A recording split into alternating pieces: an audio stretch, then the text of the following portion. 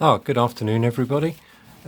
Just a little review or a reveal of some figures from the past, and both plastic and metal. The first ones, they were used by the great war gamers in the early days. Donald Featherston and Charles Grant in particular. Charles Grant, I think, had a series of campaigns involving what he called imaginations, and it was fictitious troops from fictitious nations, I should say, from the 18th century, and the figures that he used were they were actually these. These are Spencer Smith. I think they're closer to 30mm figures, and they featured in his great book, The War Game by Charles Grant, and he used them in quite significant numbers. And as I say, these figures were plastic, and they were at the time they were very good quality. They were actually very highly regarded. They were used, as I say, primarily I think they were almost entirely 18th century troops, and they weren't greatly detailed. They were sufficiently vaguely detailed that the one troop type for infantrymen could do from everything from Prussian through to American colonist and British infantry. And the interesting thing is that these figures were later reissued. I think it was by Peter Johnson, and these, as I say, these were originally these were originally plastic mouldings, and you can see there the detail's not up to much. It's really down to you to paint the detail on of whatever regiment that you would have. They originally, as I said, come in bags of 30 plastic, but now you purchase them individually, and they've got they've got the usual types: the light infantries, the grenadiers, and line cavalry, and artillery. The cavalry again were one-piece castings. I mean, you can see clearly it's not got any fine detail. There's nothing picked out, no lace or anything like buttons or anything. But it's clearly what it's meant to be, an 18th century figure. And as I say, once you're finished with your painting, you were able to produce a figure which was quite good. Charles Grant and his son in the 60s playing on their big table, and Charles Grant now a leading light in the hobby in his own right. Colour illustrations of the figures as I've just shown you, but now issued in metal, and none the worse for that. So I think it's about the same amount of detail that was on offer in plastic, but they were, when I got them, I mean, I've had these a number of years now. I think they were about £1.25 per figure, and there's clearly far more detailed figures out there, but it was the charm of them that attracted me to them. I did much like seeing them in the books from the period, and being able to try and recreate that. Now I'm going to film this because I'm a bit of a maverick and I like to do things a bit different. I'm going to actually film this the right way round now. After my showing of some issues of miniature war games and filming it unaccountably back to front, I thought you might like to see it. Some of you might prefer to be able to read the actual articles. This is the Warrior Miniatures advert from, it's around about 1982, and this company, I've got a feeling Warrior is still in existence. As you see, an army for $11.95 plus 170 post, and yeah, normally they're retailing it in the vicinity of £20. Other manufacturers would have been considerably more than that. I've got a parcel here which I haven't opened from a number of years. The postmark on it is July 1982. You know, blooming post office, eh? It's still as slow as ever. But I haven't opened this for a number of years. But this was the Warrior Miniatures 100-piece British Napoleonic Army for £11.95. I haven't bought miniature war games or been up on any of the articles recently, so I don't know. I'm pretty sure they do still exist, but obviously it'll be more than $11.95 now. This is somewhat the standard. It's not actually, it's not the best casting ever. They're a little bit slim around the hips, but this is what you get for your $11.95 at the time. That's 100 pieces, and yeah, there's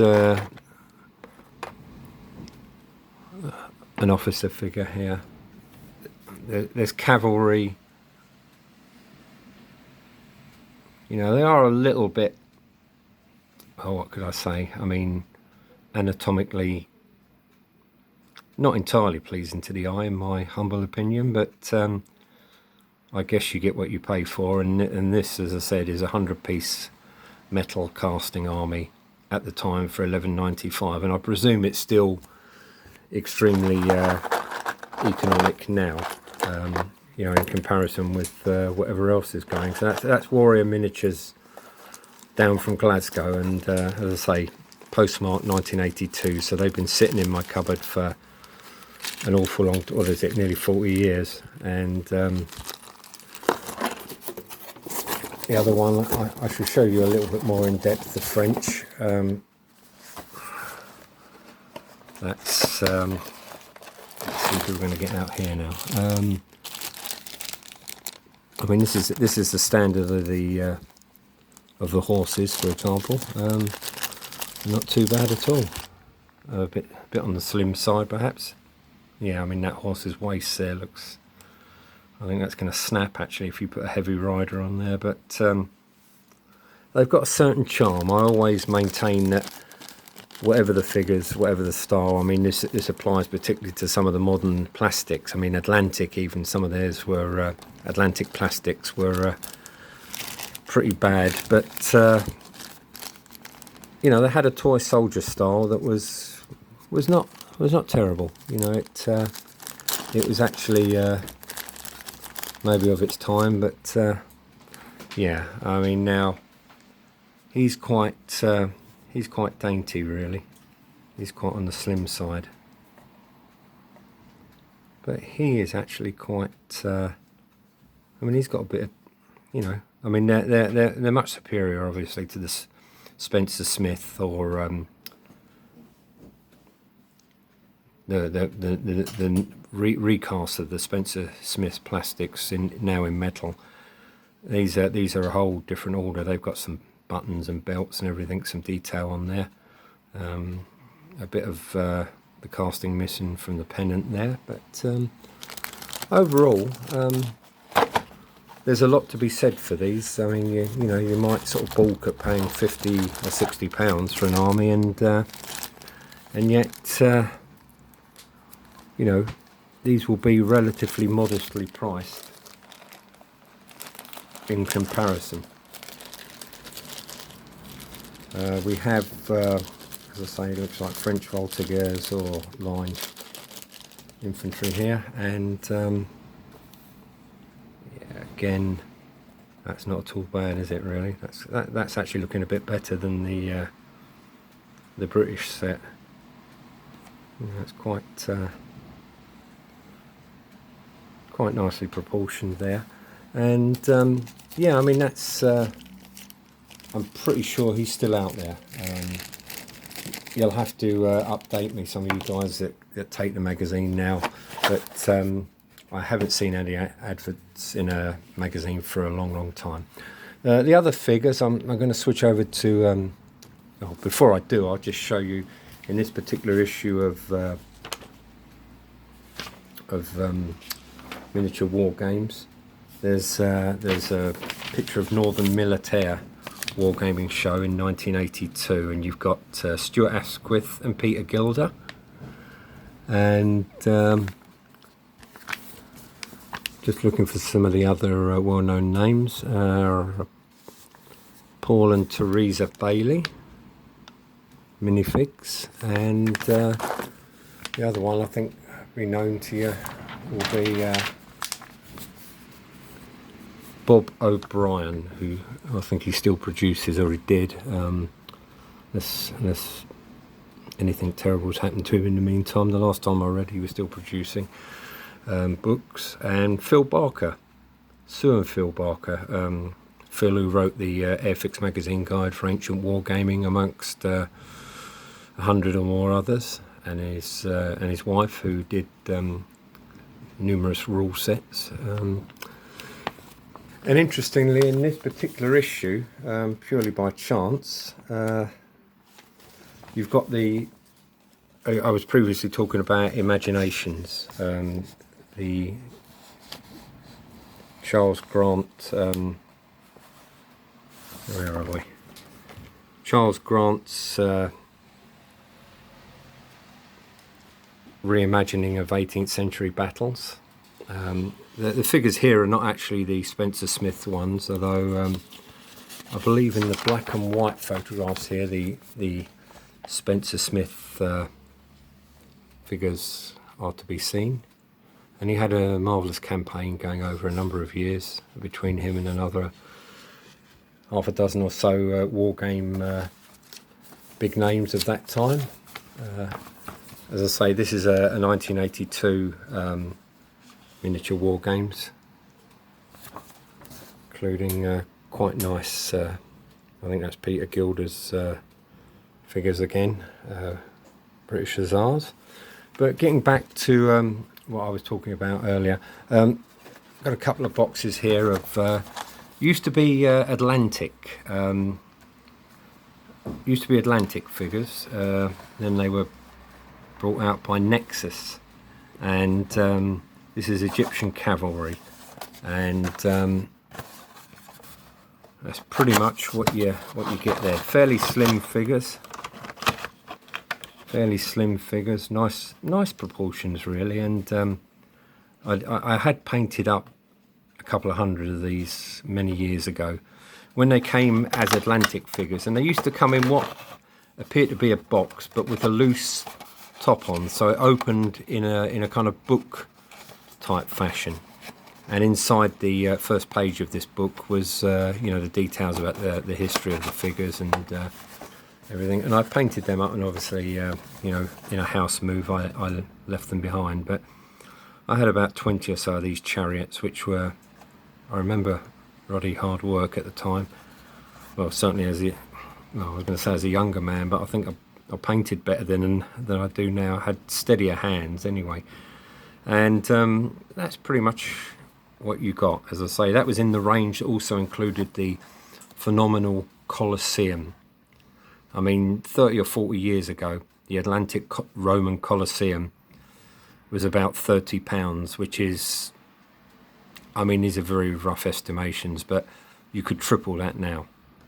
And I remember seeing one in a model shop, and I thought, well, I don't know, you know, I get my money together and maybe ultimately get it, you know, draw in a few Christmas and birthday presents in cash. And but anyway, I never got around to getting it, and now it's awesome in its expensiveness. It's not available. I mean, obviously, it's not available through the shops, but you know, getting an old one on eBay, I mean, I've seen them on there for a couple of £100, and that along with the Roman ships, the triremes, and you had it was quite by far Atlantic's best range. I mean, some of the Second World War figures were absolutely terrible. I mean, they were by anyone's standards, they were pitiful stuff, you know, soldiers pirouetting on one leg in a very kind of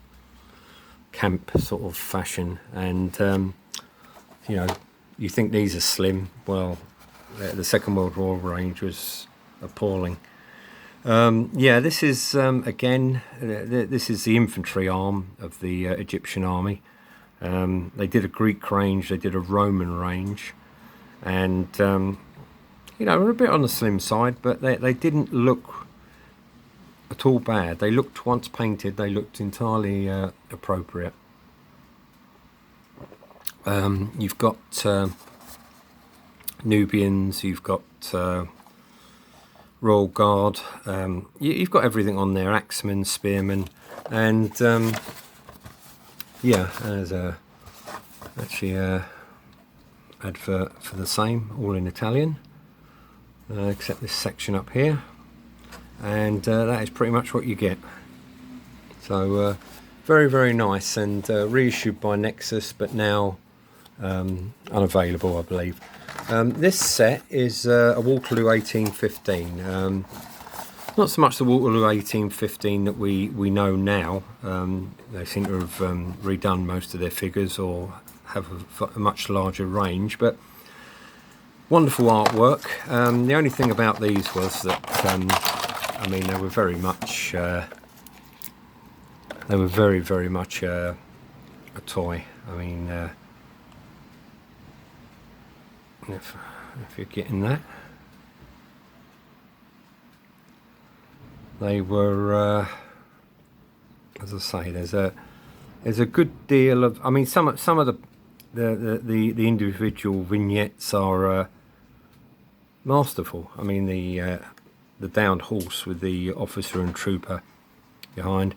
You'll notice that each figure, or most of the figures, came riddled with arrows. So I think we can all agree that's extremely realistic. Although I believe the Indians did fire a lot of arrows post-mortem into their victims, but they have got a cartoon aspect about them. I mean, the overly long flag, very, very skinny.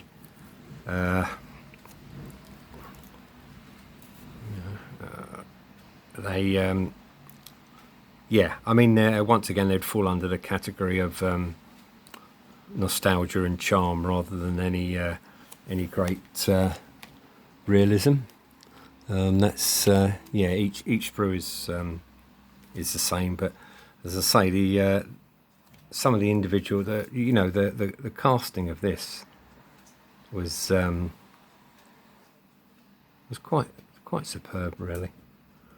And just thought I'd show those because I don't know, I've got a feeling they may have been reissued. I think they may be in a different box to this now, but they may have been redone. The other one I wanted to show you, I'm sure most people have seen these now, but they've been out of production for a while. British Infantry, American War of Independence. Now these, correct me if I'm wrong, they were either scaled down from a 1/32 set, or the 1/32 set came from these, one way or the other. But I believe Accurate did them latterly, reissued under the Accurate heading, and someone who I can't recall now did issue them in 1/32, and yeah, I mean, they're quite quite the best plastics, I think it's fair to say. You can get, there you go. I mean, there's some nice figures there, standing to attention, running. A couple a bit more sort of theatrical, men with rifle overhead bayoneting. The drummer particularly good, and yeah, I mean that's still worth picking up if you're into American War of Independence. But equally so, the Spencer Smith figures, which I believe, if I'm not wrong, I think they came by way of, what was it doing? No, worry a minute. I can't. It's on this box. Yeah, it was.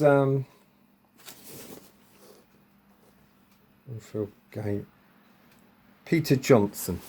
If you Google Peter Johnson figures, you will get a catalogue which includes tradition and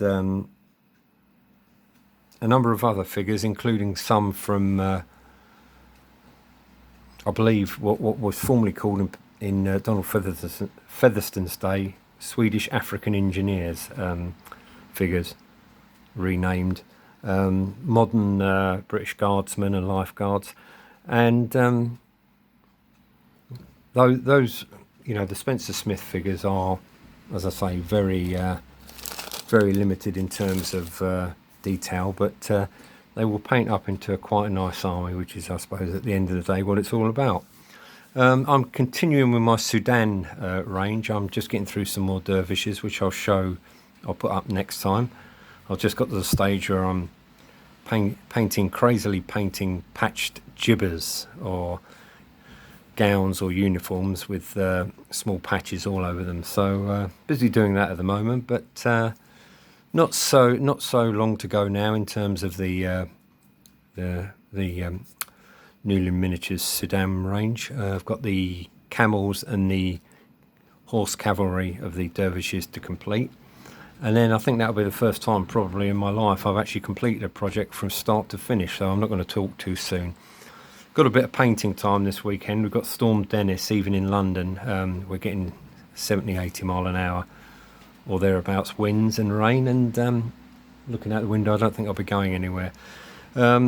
Take care, guys. All the best to you, and happy wargaming and painting. Thank you.